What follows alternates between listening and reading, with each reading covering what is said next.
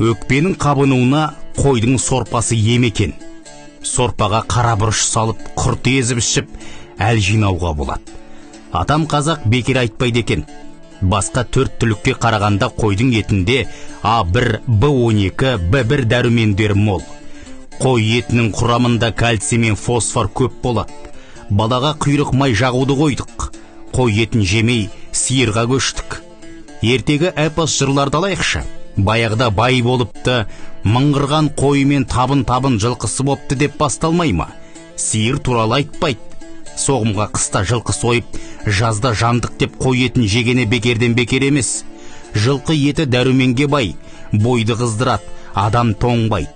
Қой етінде де қызу бар, бойдағы салқынды шығарады.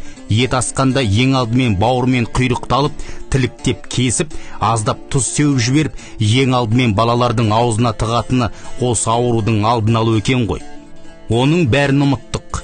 Іш ауырса ішімізге, тымауратсақ арқамызға құйрық майын қыздырып жіберіп жағып, борша боп терлегенше орап тастайтын ше. Ертесіне құлан таза айығып атып тұратын едік қой. Сиыр етін қазақ желі бар деп жемеген. Халық аузында бір әңгіме бар. Бір жігіттің әйелі ылғи қыз әкеліпті дүниеге. Содан ұлсыз қалам ба деп уайым жеген досына ауыл ақсақалдар айтыпты. Бір жыл әйелің шөп шалам сиыр ет дегенді қойып, тек жылқы етін жеп қымыз ішіңдер.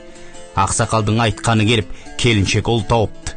Құйрық май баланың жұмсақ балғын терісін жұмсартып, қан айналымын реттейді. Нәресте қол аяғын керіп созғанда сәбидің буындары жазылып, денесі сымбатты болып өседі. Бұл майдың біз білетін және білмейтін емдік қасиеттер көп.